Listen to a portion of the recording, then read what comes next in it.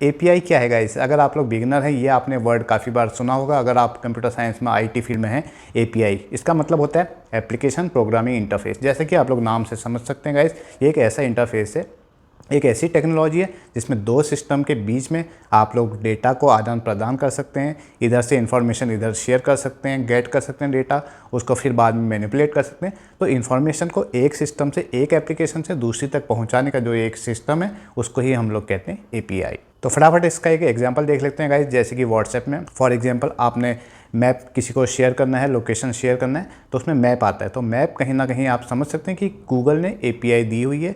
इसका दूसरा एग्जांपल है गाइस पेमेंट गेटवे। तो पेमेंट गेटवे के लिए फॉर एग्जांपल आपने कोई वेबसाइट बनाई है, उसमें आपको कुछ ऐसा फीचर चाहिए कि लोग आएँ, क्रेडिट कार्ड, डेबिट कार्ड, ये सारी चीज़ों का यूज़ करके पेमेंट करें और आराम से आपका प्रोडक्ट बाय कर लें।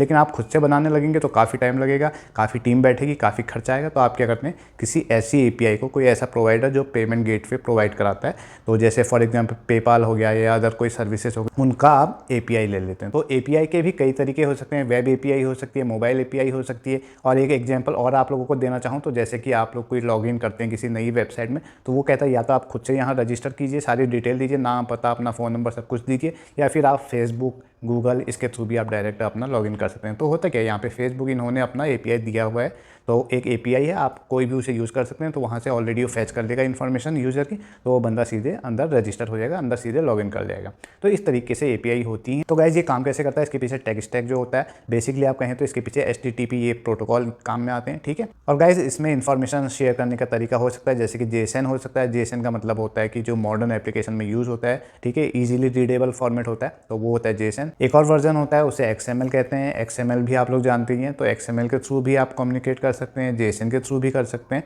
तो ये कुछ तरीके होते हैं। और जैसे कि मैंने बताया, वेब बेस्ड एक एप्लीकेशन अगर है, एपीआई है, तो वो कैसे कम्युनिकेट करेगी, प्रोटोकॉल होते हैं एचटीटीपी प्रोटोकॉल, उसके अंदर गेट, पुट, पोस्ट, डिलीट, ये सारी चीज़ें आती हैं। तो एपीआई इन शॉर्ट आप कह लीजिए ये भी एक सॉफ्टवेयर ही है, वही कोडिंग, वही प्रोग्रामिंग इसमें भी लगनी है।